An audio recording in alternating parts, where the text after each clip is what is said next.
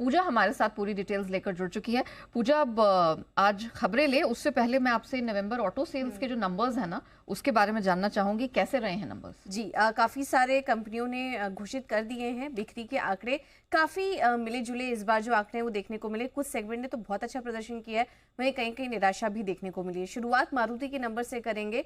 यहाँ पर नंबर्स अनुमान से बेहतर नजर आ रहे हैं। कुल बिक्री में करीब 10% से ज़्यादा की बढ़ोतरी हुई है। 1.78 लाख यूनिट्स का हमारा अनुमान था, उसके सामने जो कुल बिक्री हुई है वो 1.8 लाख की हुई है। इसके अलावा टाटा मोटर्स मिले जुले आंकड़े देखने को मिले हैं। पैसेंजर व्हीकल में तो अच्छा प्रदर्शन हुआ है, लेकिन इनका कमर्शियल व्हीकल में कुछ कमजोर प्रदर्शन देखने को मिला है। अगर घरेलू पैसेंजर व्हीकल बिक्री की बात करें तो वहां पर 2% की बढ़त दर्ज हुई है। कमर्शियल सेल्स की बात करें तो वहां पर 1% की गिरावट कंपनी ने दर्ज की है। Hyundai मोटर इंडिया, यहाँ पर भी नंबर्स जो हैं वो अनुमान से कमजोर ही दिखाई दे रहे हैं। हालांकि अगर रूरल कंट्रीब्यूशन की तरफ से बात करें तो वहां पर अगर मंथली ट्रेंड देखेंगे तो अभी तक के हाईएस्ट नंबर्स देखने को मिले हैं। करीब 22% की बढ़त वहां पर देखने को मिली है और कुल बिक्री जो है वो 7% की गिरावट वहां पर दर्ज हुई है। 64,000 यूनिट्स का हमारा अनुमान था, उसके सामने 61,200 यूनिट्स के आसपास की बिक्री इस बार देखी गई। हीरो मोटोकॉर्प के भी जो आंकड़े आए हैं वो अनुमान से कमजोर हैं। कुल बिक्री 6% घटी है कंपनी की। हालांकि फेस्टिव सीजन के दौरान काफी अच्छा प्रदर्शन देखने को मिला और हाईएस्ट एवर रिटेल सेल्स इस बार देखने को मिले हैं, लेकिन वो फेस्टिव पीरियड के दौरान यहाँ पर पिकअप देखने को मिला है। अगर पूरे महीने भर की बात करें तो अनुमान से कमजोर हैं। टीवीएस मोटर्स के नतीजे जो नंबर्स आए हैं बिक्री के, वो अनुमान से काफी बेहतर हैं और सबसे ज़्यादा जो बेहतर आंकड़े नजर आ रहे हैं वो टीवीएस मोटर्स के ही नजर आ रहे हैं। अगर टू व्हीलर बिक्री की बात करेंगे वहां पर 11% की बढ़त हुई है। कुल बिक्री जो है वो 10% की बढ़त वहां पर देखने को मिली है।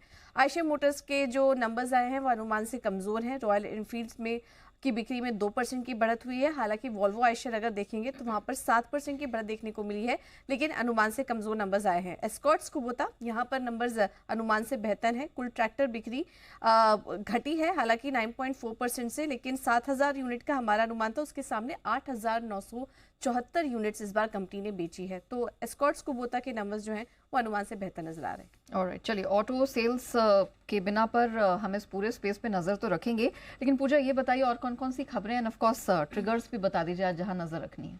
जी, ट्रिगर्स तो आज कैबिनेट की बैठक होगी तो उसमें काफी कुछ फैसला आ सकता है, तो उस पर नजर रहेगी। बाकी तो इंपॉर्टेंट ट्रिगर्स में आज सिप्ला, होम फर्स्ट फाइनेंस पर, इन दोनों कंपनियों पर नजर रखी है। सिप्ला की ब्लॉक डील होगी जिसमें कि प्रमोटर्स ब्लॉक डील के माध्यम से 2,000 करोड़ यानी कि 1.72% हिस्सा बेचेंगे। इसका की फ्लोर प्राइस 1442 रुपए प्रति शेयर तय किया गया है, मौजूदा भाव से 6% डिस्काउंट पर।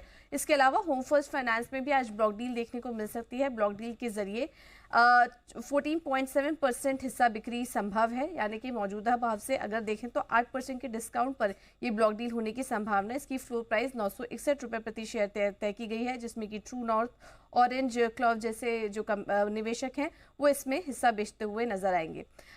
एस्टर डीएम को लेकर एक काफी बड़ी खबर निकल कर आ रही है। एक मर्जर का अनाउंसमेंट किया है, करीब $5 बिलियन की डील हो सकती है ये, और इसके बाद ये इंडिया की जो टॉप 3 हॉस्पिटल्स चेन है उससे बेहतर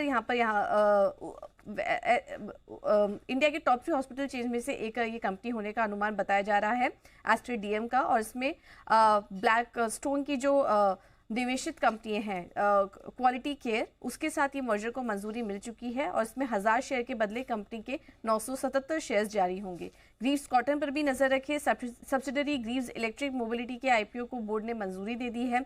बायोकॉन लिमिटेड पर भी नजर रखिए। यूएसएफडीए की तरफ से इनकी एक दवा को मंजूरी मिल चुकी है।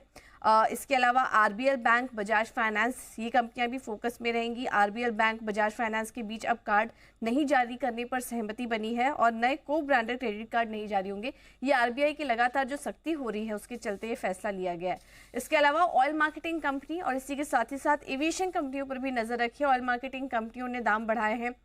19 केजी कमर्शियल एलपीजी सिलेंडर के दाम भी यहाँ पर बढ़ते हुए दिखे हैं और एटीएफ के दाम बढ़े हैं। करीब 1318 प्रति किलो लीटर की बढ़ोतरी यहाँ पर हुई है और इसका असर एविएशन कंपनियों में देखने को मिल सकता है। टाटा मोटर्स पर भी नजर रखिए। पुणे में कंपनी ने नई स्क्रैपिंग फैसिलिटी शुरू की है जिसकी की कुल क्षमता करीब 21,000 यूनिट है। टीवीएस मोटर्स पर भी नजर होगी आज। कंपनी ड्राइवेक्स मोबिलिटी में हिस्सा बढ़ाएगी, करीब 39% हिस्सेदारी बढ़ाएगी, 97 करोड़ में ये हिस्सेदारी खरीदेगी। डीएलएफ पर भी नजर रखिए। सब्सिडरी कोलकाता टेक पार्क का बिजनेस बेचेगी और करीब 637 करोड़ में ये डील हो सकती है। इसके अलावा कुछ कंपनियों को यहाँ पर बड़े ऑर्डर्स भी मिले हैं। केसी इंटरनेशनल लगातार खबरों में है नए ऑर्डर के चलते और अब टीएनडी कारोबार में 1040 करोड़ के नए ऑर्डर मिले केसी इंटरनेशनल को।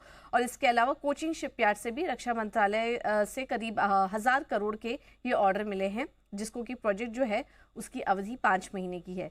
जाइडस वेलनेस पर भी नजर रखिए। नेचुरल इंडिया में 98% हिस्सा खरीदेगी कंपनी, बची हुई 1.86% हिस्सेदारी भी जल्द खरीदेगी। तो ये पूरा एक्विजिशन यहाँ पर जल्द होता हुआ नजर आएगा। और इसके अलावा अब बात करते हैं एनएसई में कुछ बदलाव की। हालांकि बीएसई ने घोषणा कर दी थी, उसको तर्ज पर एनएसई ने भी अपने bank Nifty, fin Nifty, midcap Nifty और निफ्टी नेक्स्ट 50 की एक्सपायरी महीने के आखिरी गुरुवार को होगी और इसमें निफ्टी के मंथली, वीकली और अन्य कॉन्ट्रैक्ट की एक्सपायरी में बदलाव नहीं होगा। तो ये कुछ खबरें हैं जिस पर कि आज नजर आई। तो